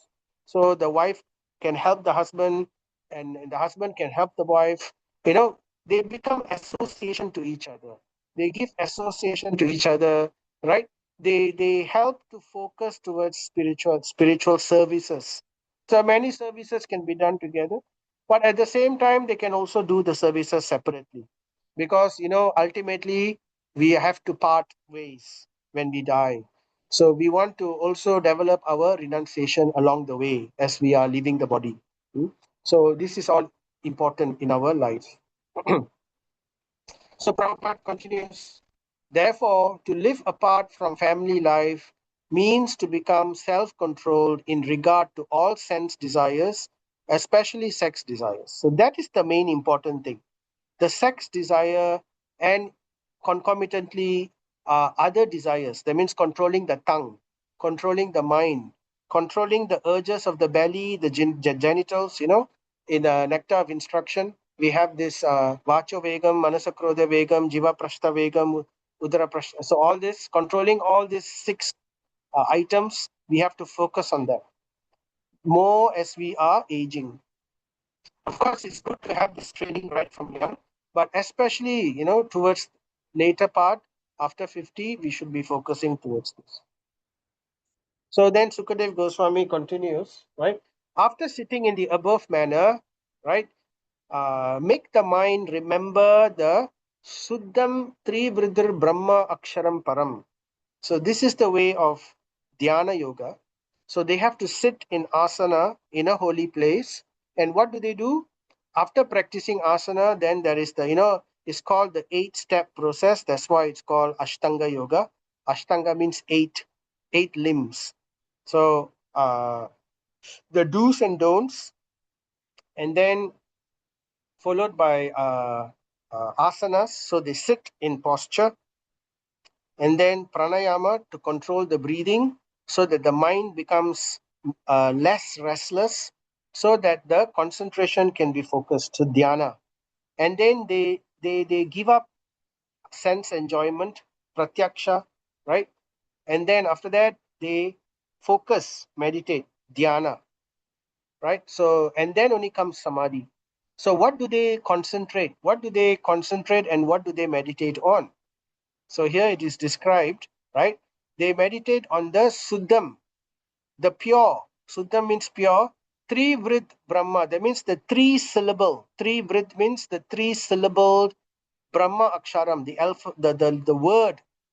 The word which is consisting of three syllables, which is supreme. So what is that? That is Om, right? The letter Om. So they meditate on Om, which is representing the supreme seed. So the entire supreme, the Lord, entire Brahman is actually represented by this word Om, right? So when we say Om, it actually is the Lord Himself. It is representing the Lord Himself, but it's doing it in an indirect way. It is like representing as Brahman. So Om represents the Brahman aspect of the Lord. But at the same time, in Bhagavad Gita, Krishna also says, Giram Asmi Ekam Aksharam. In chapter 10, Krishna says, of vibrations, I am the transcendental Om. Right? So indirectly, he is Om. Just like Krishna also says in Bhagavad Gita chapter 10, amongst the beasts, I am the lion. Amongst the aquatics, I am the shark. So indirectly, he's giving examples. So amongst alphabets, amongst vibrations, I am the transcendental Om, right? Which is the seed of everything. So Krishna is the seed of Om. So we have to understand that. But for those who are envious of the Lord, right, they don't want to say Krishna's name, so they prefer to say the impersonal Om rather. So it's meant for them. So this part of the dhyana process is meant for them. And by regulating the breathing process, so this I mentioned already, pranayama, control the mind, and in the same way, meditating on the Om, So in this way, they must not forget. They must not forget the Brahma Bijam. The Brahma Bijam is the Om, right? They must not forget. So the breathing process, the purpose of the breathing process is to help them to concentrate. That is the whole point of it. But nowadays, it stops there.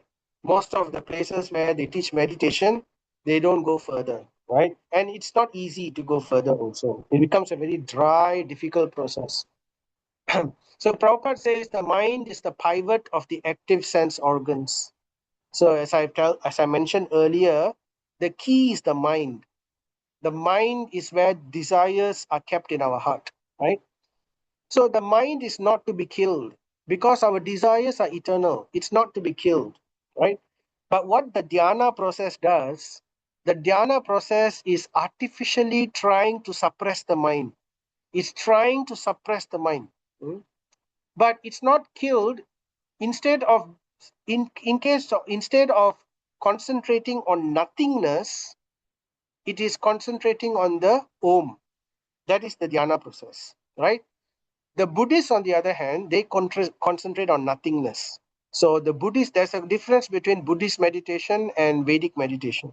So Buddhist meditation, they are trying to commit spiritual suicide. They want to completely go to sleep. They want to negate their existence because according to them, existence is misery and it's illusion. So they want to just close their eyes to everything. So that is called nirvana. It's like going into emptiness, nothingness. But again, it's temporary. They cannot remain like that forever. Again, they wake up and again they have to come back to the material world. So, but in the Vedic meditation, it is not that they meditate on nothingness. It is actually meditating on the oneness, which is represented by the Om, which is the Brahman. So, in other words, the mind is not to be kept vacant. That is not the way. By its chanting of Om by the mind in conjunction with the breathing process, which is transcendental but mechanical way. So it's a transcendental way. Yes, this dhyana process is transcendental, but it is mechanical, right? And Bhagavad Gita says it is a dry, difficult process, right? Of getting into trance as devised by the experience of great mystics. So it's possible, right?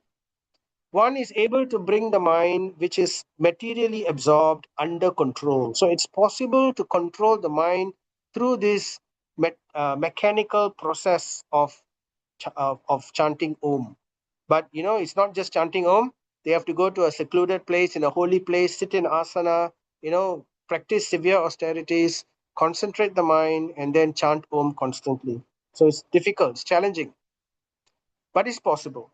So Arjuna said the same thing, but Krishna says, but it's possible, Arjuna, right? But that is not the prescribed process for this age. So this is the way of changing the habit of the mind.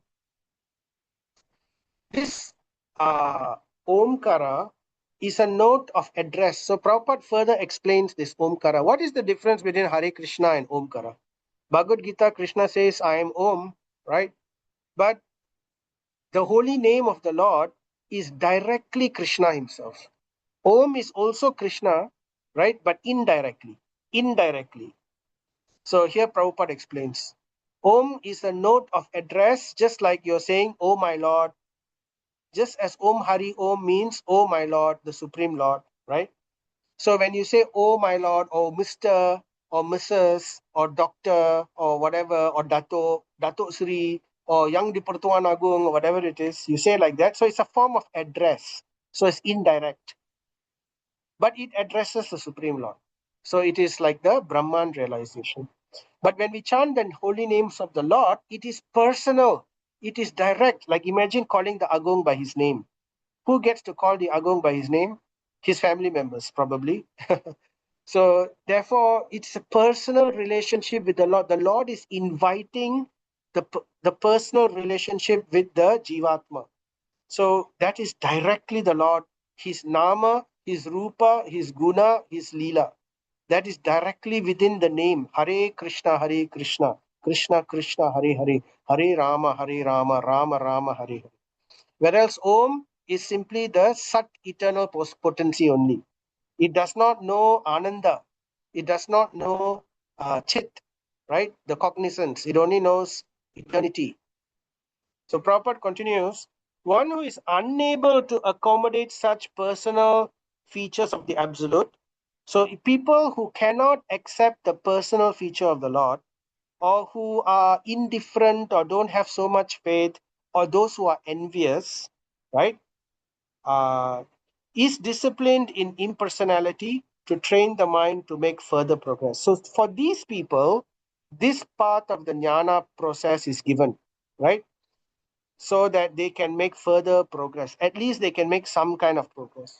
So they are not neglected. So this is, you can see how great is the mercy of the Lord. Even for people who are envious of the Lord also, the Lord doesn't neglect them. He still gives them a way for them to come back to Him.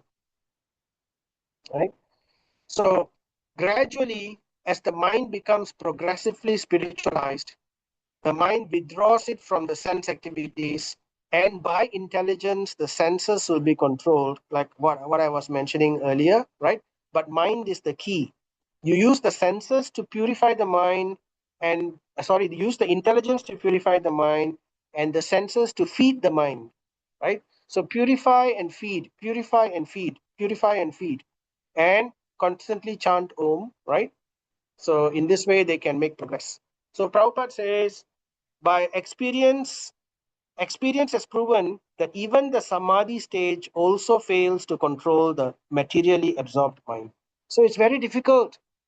Even when they reach samadhi, samadhi means that their concentration is so great, that their meditation is so great that they can go on without being disturbed for days and weeks and months. That's samadhi, right? But even that samadhi can be disturbed, Prabhupada says. And there are examples. The scripture gives examples, right?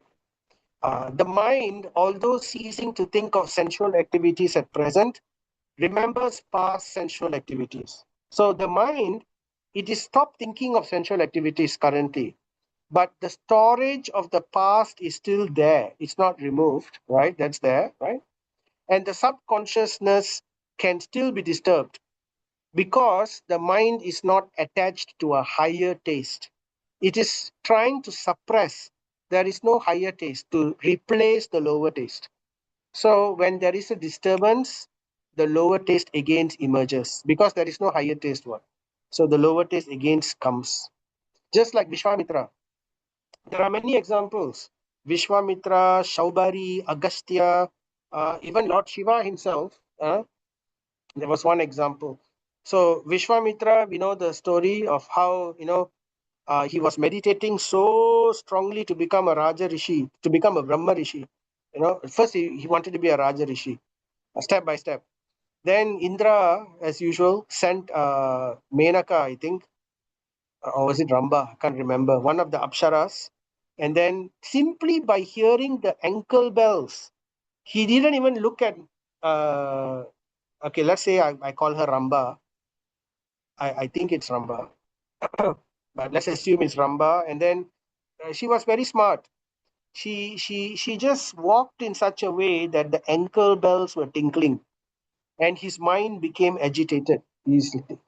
So much of austerity, but his mind became agitated, and the agitation vibration started to become larger and larger and larger and larger until it broke his concentration. He just had to see what is the object of that tinkling bell.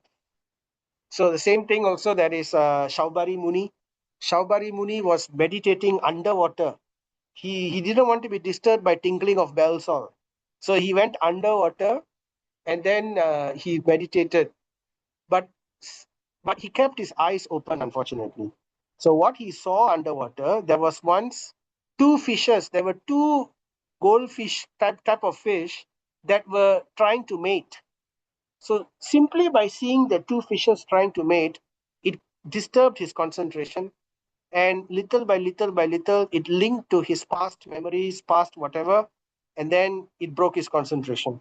And then he gave up his entire meditation. He came out of the water, and he went to go look for some princesses to get married. So of course that happened also because he performed Vaishnava aparat. he offended Garuda, so therefore the Vaishnava aparat made him lose concentration so quickly. But anyway, the point is, if we were to perform dhyana in this way, it's not easy. Even great personalities like this, they couldn't attain simply by dhyana so easily. So there was also an example of Lord Shiva. Lord Shiva was after Daksha sacrifice and Sati committed suicide, uh, spontaneous burning. Lord Shiva renounced everything and he went to meditate in the Himalayas. So he meditated alone. So the Devatas, they made a plan. So they wanted Lord Shiva to, they were being disturbed by demons. So they wanted Lord Shiva to help them. So and Lord Shiva is alone, and the only way it can help is Lord Shiva must have a son called Kartikeya. Now then only Kartikeya can help them to kill the demons. So, but in order to have a son, Lord Shiva has to get married. So, Lord Shiva, Sati, when she immolated herself, burning, she became in her next life. She took birth as Parvati. Parvati means daughter of the mountain. Parvata means mountain. Parvati means daughter of the mountain. So she was, and Lord Shiva was in the mountain. So anyway, and Parvati, right from her young age, she wanted to only marry Lord Shiva. But and they want and anyway the Devas came. It's a long story.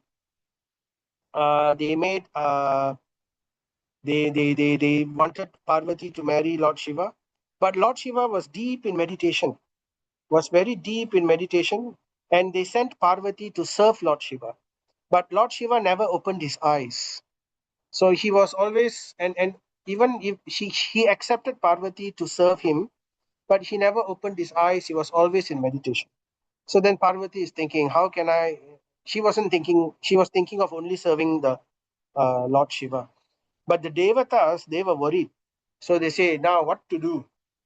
So they said, we will send Kamadev.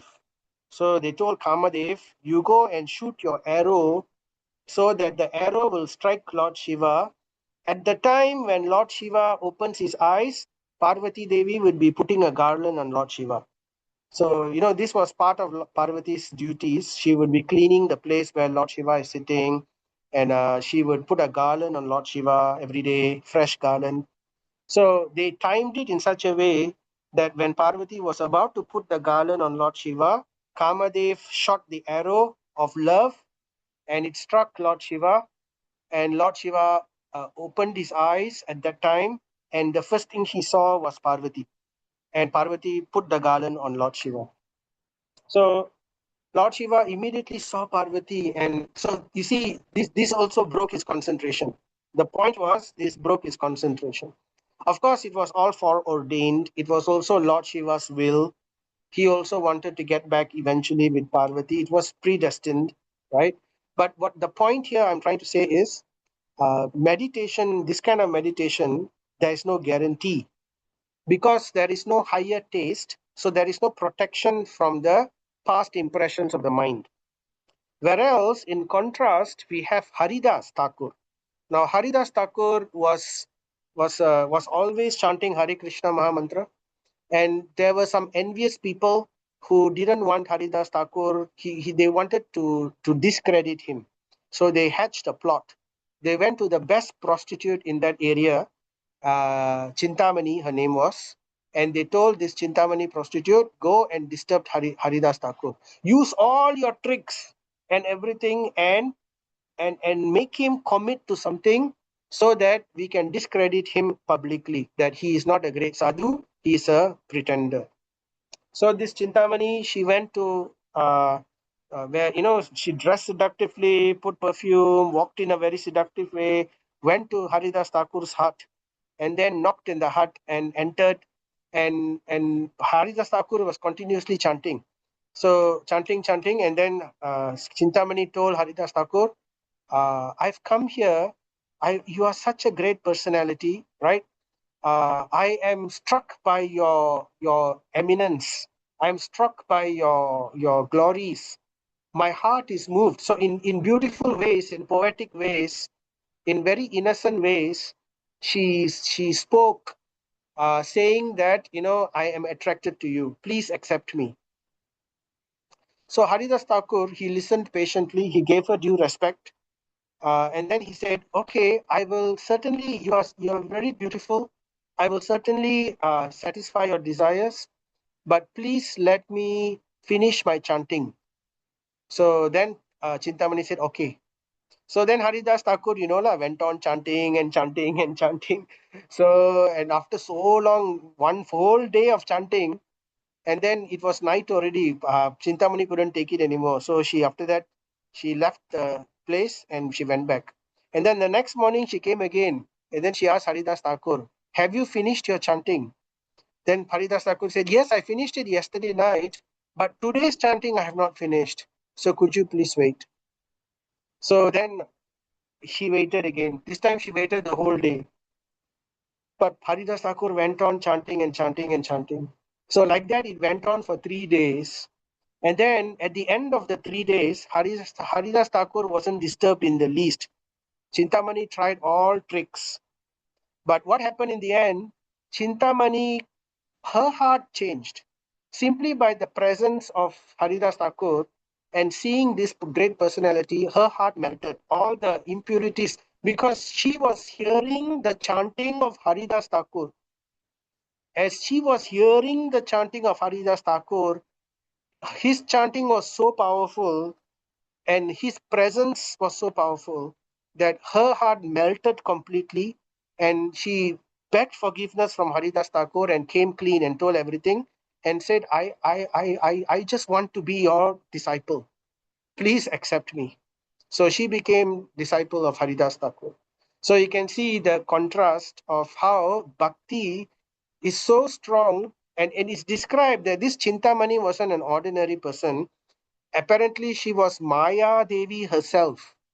Maya Devi herself, incarnate personification, and she came as Chintamani to test the devotee of the Lord.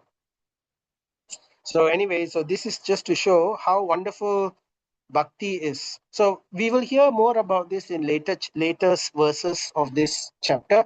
But right now, Sukadev Goswami is beginning with Dhyana Yoga first. He's going step by step, and this is a type of test. He's trying to test Parikshit Maharaj, level by level.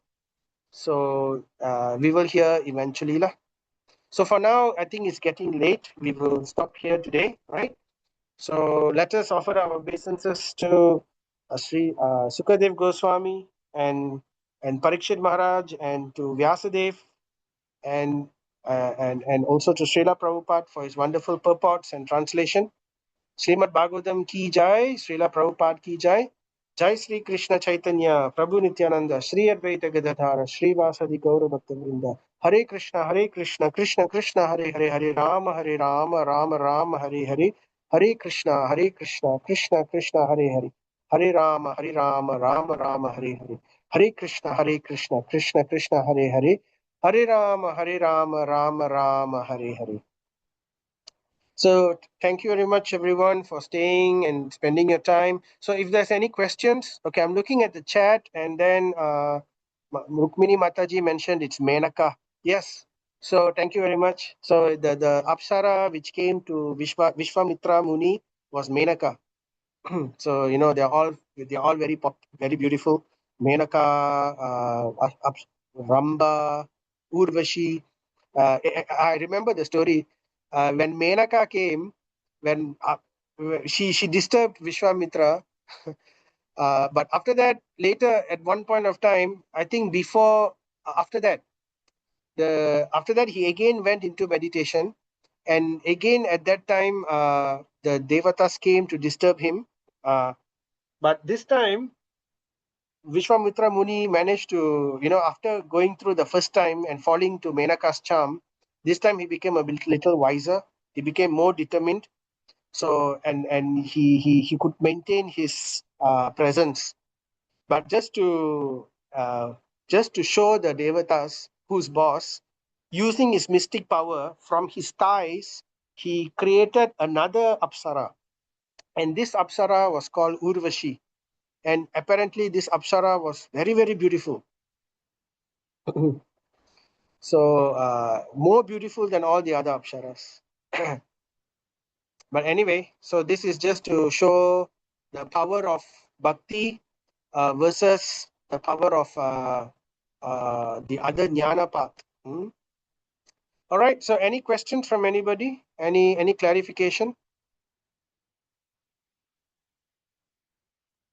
Hare Krishna, Prabhu. Yes, Hare Krishna Prabhu, Danda Pranams to you. Prabhu, you said just now, beginning of the class, Mm, uh, there's two options of getting next birth. One is keep on thinking of the Supreme Lord. mm, In the last minute of the death, we'll go return to back to Godhead. mm, Another one, Prabhu, mm, if our karma is still there, mm, that will take place. mm. Whatever we did in the past, we have to answer the karma, Prabhu. Yeah, but that is for those who are taking the material path. This is the transcendental path. The transcendental path here, I was showing you the junction. Where's the junction? The junction is the two paths, the jnana path and the bhakti path. Both these paths, the jnana path and the bhakti path, is both of them are transcendental. So they can destroy karma.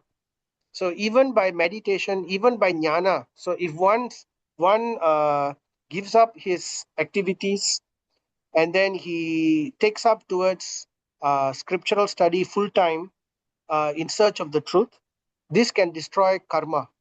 So at the end of his life, he will merge into the Brahman. So that is the jnana path. If one takes up meditation, then meditation he will meditate and then he will realize Paramatma, and that path also destroys karma. The one, of course, bhakti destroys karma and everything also. The one that doesn't destroy karma is the what do you call it, is the path of sense gratification. Sense gratification means it's the varnashram system. That means karma kanda activities. So we perform karma kanda, artha, dharma, artha, kama, like that. We perform all these activities. That one does not destroy karma.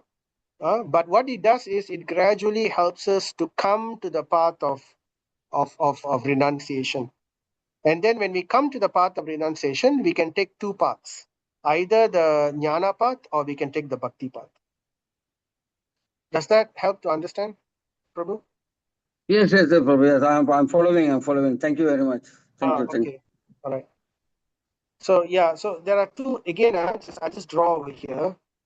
Uh, if you can see, there are two. One is called the Pravrita Marga, and the other one is the Nivrita Marga. Nivrita Marga means it's the path of renunciation. Pravrita Marga means it's the path of sense gratification. Sense gratification, but follow the Vedas. So they follow the Vedas, they do yagyas and everything, but there is karma involved. But what happens is gradually they get purified, and then in their next life, or if they are very lucky in this life, they may come to the path of they may develop some renunciation, and then they take up the Nivrita Marga. The Nivrita Marga, there are two branches to it. Nivrita means to renounce sense gratification, to go for renunciation. So, but there are two ways to it. One is the jnana path, which begins with karma yoga, then jnana yoga, then dhyana yoga, right? And the other path is bhakti. So both of these are karma free. If we take this path, it's karma free, right? So I hope that answers your question, Prabhuji. Yeah. Thank you, Prabhu. Okay. Clear. Anything else? Anybody else wants to raise anything? Okay, if not, then I'd like to wish you happy Balaram Purnima in advance. Happy Julan Yatra. And also, I understand the Mahavatar Narsingha movie is releasing this week. So maybe we are planning to probably go on Sunday. with the devotees, the Kaishoras and all that. So maybe all of you can also go and watch it. It's very nice. It's actually directed, and there are an input written. The script was written by devotees only. So it's a nice movie to watch. So anyway, have a nice weekend. I'll see you all again next time. Hare Krishna, Vanchakalpatarubhascha. The pass on the way. Thank you, Prabhu. Hare Krishna. Prabhu, thank you very much. Hare Krishna. Hare Krishna, Prabhu. Thank Hare you. Thank you, Prabhu. Hare Krishna. Hare Bo. Hare Krishna.